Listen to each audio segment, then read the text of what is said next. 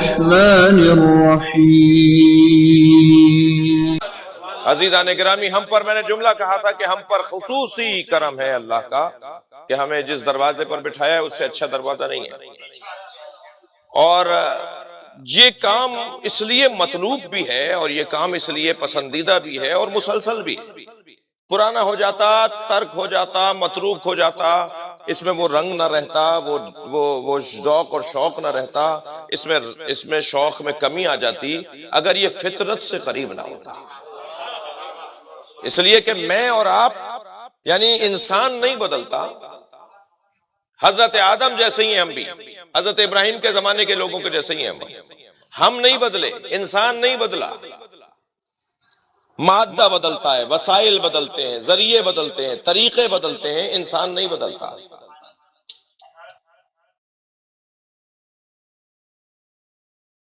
جی کیا اب سے 2000 سال پہلے والا انسان کسی اور حلیے کا تھا اور آج کا انسان کسی اور حلیے کا ہے؟ انسان نہیں بدلا ہے، اس کے کپڑے بدلے ہیں، گاڑیاں بدلی ہیں، مکانات بدلے ہیں، مارنے کے اور دفاع کرنے کے ذریعے بدلے ہیں، رہن سہن کے طریقے بدلے ہیں، انسان نہیں بدلا۔ یہ بچہ سوال کرتا ہے کہ اسلام تو 1400 سال پرانا دین ہے، یہ آج جدید زمانے کے ساتھ اسلام کیسے چلے گا؟ اس کو بھی جواب دیتا ہوا گزر جاؤں کہ اسلام کا تعلق مادے سے نہیں ہے۔ مادے سے جب بات اسلام کرتا ہے تو ضمناً بات کرتا ہے، ذیلاً بات کرتا ہے، ضمنی طور پر ثانوی طور پر بات کرتا ہے۔ اسلام گاڑیوں سے متعلق کچھ بات ہی نہیں کرتا، اسلام کپڑوں سے اسلام کے تو کوئی کپڑے ہی نہیں ہیں۔ اسلام یہ کہتا ہی نہیں ہے کہ پاجامہ پہنو یا پینٹ نہ پہنو، اسلام یہ کہتا ہی نہیں ہے کہ دھوتی نہ باندھو اور پاجامہ پہنو، اسلام تو کہتا ہے حیا بچاؤ، جو چاہو پہنو۔ اسلام کا موضوع کپڑے نہیں ہے، اسلام غذاؤں سے متعلق بات ہی نہیں کرتا کہ فلاں ڈش کھا لو جو انڈین بناتے ہیں، فلاں کھا لو جو مثال کے طور پہ مغربی لوگ بناتے ہیں، نہیں، کسی چیز کو اسلام نہیں روک رہا کھانے پینے میں۔ اسلام کہہ رہا ہے حلال کھاؤ، جو چاہو کھاؤ۔ مکانات بھی اسلام کا موضوع نہیں ہے کہ جھونپڑی میں رہنے والا حقیر ہے اور بنگلے میں رہنے والا امیر ہے، بعض اوقات تو الٹا ہو جاتا ہے۔ صلوات پڑھنے ذرا محمد۔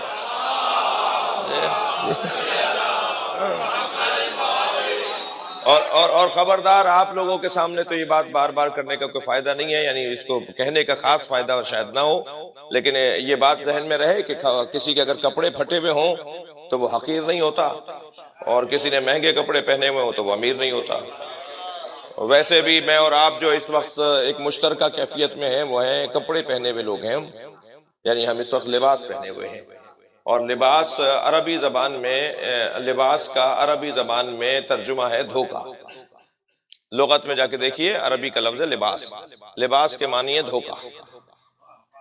ہم سب مشترکہ ایک کیفیت میں ہیں جی، اور دنیا میں اپنے بچے کو پہلا تحفہ بھی ہم دھوکہ ہی دیتے ہیں، اس لیے یہ خطرناک چیز ہے۔ اسی کے بنیاد پہ آج فیصلے ہوتے ہیں۔ جس نے زیادہ مہنگا لباس پہنا ہوا ہوتا ہے وہ بڑا لگ رہا ہوتا ہے، اور جس کا پائچہ ادھڑا ہوا ہو وہ حقیر لگ رہا ہوتا ہے۔ تو جس بنیاد پر فیصلے ہوتے ہیں وہ بنیاد ہی ٹھیک نہیں ہے جی۔ اچھے کپڑے پہننے والا بڑا آدمی اور فرض کیجئے پھٹے ہوئے کپڑے پہننے والا حقیر آدمی، اسلام کہتا ہے اپنی دید تبدیل کرو، اینک تبدیل کرو۔ اور میں اور آپ جہاں بیٹھے ہوئے وہاں اینک تبدیل کروائی جاتی ہے، وہاں دید تبدیل کروائی جاتی ہے۔ بات آئی ہے تو میں اس کو پورا تو ضرور کروں گا جی۔ خبردار، کسی کا اگر کالر اڑا ہوا ہو تو اسے حقیر نہ جانیے گا، اور کسی نے اگر کلف کے کپڑے پہنے ہوئے ہوں اور مہنگے کپڑے پہنے، ہمارے یہاں زیادہ ہوتا ہے جی، یہ تو وہ امیر نہیں ہوتا۔ بعض اوقات تو لوگوں کے کپڑوں میں کلف نہیں ہوتا، ان کی گردنوں میں بھی کلف ہوتا ہے۔ اور مہنگے کپڑے پہن کے وہ اپنے آپ کو مہنگا سمجھ رہے ہوتے ہیں، اور اس سے زیادہ اور کیا یہ چھوٹا ہوگا کہ یہ کپڑوں کی بنیاد پر اپنے طریقوں اور رویوں کو بدل رہا ہے۔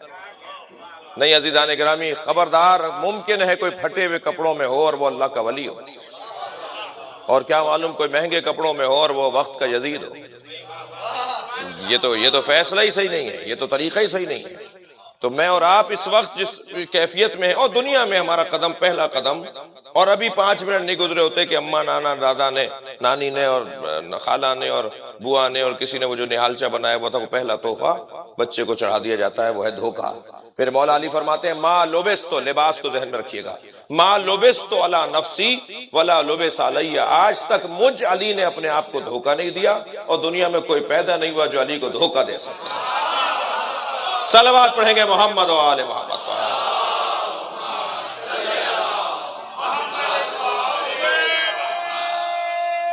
جی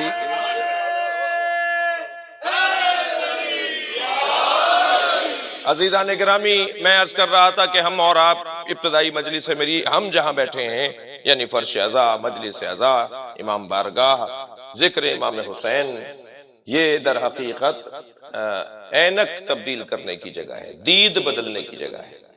مسلسل ہمیں یہاں سے کچھ نہ کچھ مل رہا ہے، اور فطرت سے قریب ہے، اس لیے اس میں اضافہ ہے، کمی نہیں ہے۔ اگر فطرت سے یہ دور ہوتا، طریقے اس کے فطرت کے خلاف ہوتے تو یہ مٹ گیا ہوتا۔ یہ فطرت سے قریب تر ہے، اور جتنا اس کو فطرت سے اور قریب تک کرتے چلے جائیں گے، اس میں کچھ چیزوں کی ملاوٹیں ہو رہی ہیں، وہ بزرگوں کا کام ہے، وہ ذمہ داروں کا کام ہے، وہ اداروں کے سربراہوں کا کام ہے کہ ان ملاوٹوں، اچھی چیزوں کا تو اضافہ ہونے دیں، لیکن ایسی چیزوں کا اضافہ نہ ہونے دیں جو فطرت سے دور کر رہی ہیں۔ مثلا اب یہ جو تشریف فرما ہے کرسیوں پر، یقیناً مجبور ہیں اس لیے اوپر بیٹھے ہیں، لیکن جو آپ بیٹھے ہیں نا، یہ فطرت کے مطابق بیٹھے ہیں۔ اس کے اندر جو روحانیت ہے وہ کرسی پہ نہیں ہے، وہ تو عذر ہے نا، عذر ہے، عذر کے آگے تو اللہ بھی اپنی عبادت کو کم کر دیتا ہے۔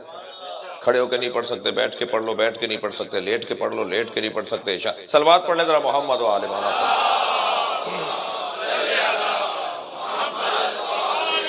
لیکن اگر کچھ دیر کو فرض کیجئے کہ سبھی کرسیوں پر آ جائیں، جی پہلے دن ہی ناراض کر رہا ہوں، کچھ دیر کو فرض کیجئے کہ آپ سب بھی کرسیوں پر آ جائیں، تو مجمع تو بہت دور تک لگے گا، یعنی وہ 1000 آدمی جو اس فرض کیجئے اس جگہ پر، بہت چھوٹی جگہ پر آ جائے گا، وہ کرسیوں پر اس سے 4 برابر جگہ چاہیے ہوگی 1000 کو بٹھانے کے لیے۔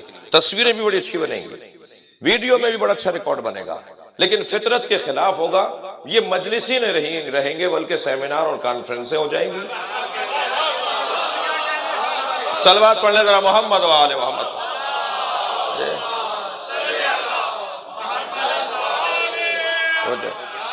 کچھ دیر کو فرض کیجئے کہ یہ رنگ سب کا ہو جائے، تو یہ فطرت سے دور ہوتا چلا جائے گا، اور اس میں وہ رنگ نہیں رہے گا جو روحانیت نیچے بیٹھنے میں ہے۔ اس لیے کہ میں مٹی سے بنا ہوں، مٹی سے قریب ہونے میں دل لگتا ہے۔ سب سے بڑی بات تو یہ ہے عزیزان گرامی کہ یہ صرف نظام تعلیم نہیں ہے، نظام تربیت بھی ہے۔ میرے پاس علم بہت ہو مگر میں انسان ایسا ہوں کہ میں اپنے ہی قابو میں نہ ہوں، تو اس علم کا کیا فائدہ، وہ تو فساد پھیلائے گا۔ جو علم میرے اپنے اوپر تسلط نہ لانے دے مجھے، وہ علم فساد پھیلاتا ہے، اور جو علم مجھے میرے اوپر قابو لانے میں مدد کرے، وہ علم ہے جو اصلاح پھیلاتا ہے۔ اور مجھے اپنے آپ کو قابو میں لانے کا ایک ذریعہ یہ ہے کہ میں اپنی ذات کی نفی کروں، اور فرش پر بیٹھنے سے، زمین پر بیٹھنے سے ذات کی نفی ہوتی ہے۔ اور تھوڑا سا آگے بڑھیے، رونا کیا ہے؟ یہ گریہ بھی میں کچھ دیر بعد مسائل پڑھوں گا۔ یہ رونا کیا ہے؟ یہ رونا انسان کا فطرت سے قریب تر ہے۔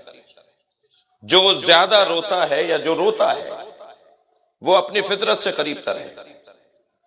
لہٰذا بچے زیادہ روتے ہیں اس لیے کہ وہ اللہ کی عطا سے قریب تر ہوتے ہیں۔ ابھی کچھ عرصے پہلے ہی آئے ہیں اللہ کے یہاں سے، تو جتنا عطا سے قریب تر ہوتے ہیں وہ زیادہ روتے ہیں، جیسے جیسے دور ہوتے چلے جاتے ہیں انہیں رونا بند ہو جاتا ہے۔ ہمیں بار بار اس لیے مجلس میں بلایا جاتا ہے کہ فطرت سے قریب رہو۔ خبردار تمہارا دل سخت نہ ہونے پائے، اللہ نے تمہیں نرم دل بنایا تھا۔ عزیزان گرامی، جو قوم رونے کی مشق کرتی ہے پھر وہ کسی کو رلاتی نہیں ہے۔ الحمدللہ دنیا میں نے ایک جملہ کہا تھا، اسے نبھایا ہے۔ دنیا میں جتنی اچھی تصویر آپ کی ہماری ہے، حسین کے عزاداروں کی ہے۔ یہی غلط فہمی بھی نہ ہو جائے کوئی، عزادار سے مراد عزادار ہے، سنی شیعہ کی بات نہیں ہو رہی۔ امام حسین کی عزاداری کوئی بھی کر سکتا ہے، شیعہ مالک نہیں ہے۔ شیعہ امام حسین کی عزاداری کے مالک نہیں ہے، نوکر ہیں، اور نوکروں کو اپنی اوقات میں رہنا چاہیے۔ مالک کے مہمانوں کا خیال کرنا چاہیے. صلوات پڑھیں محمد و آل محمد. جی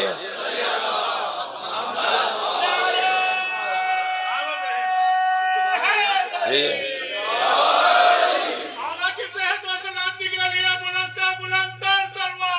اللہم صل علی محمد و آل محمد.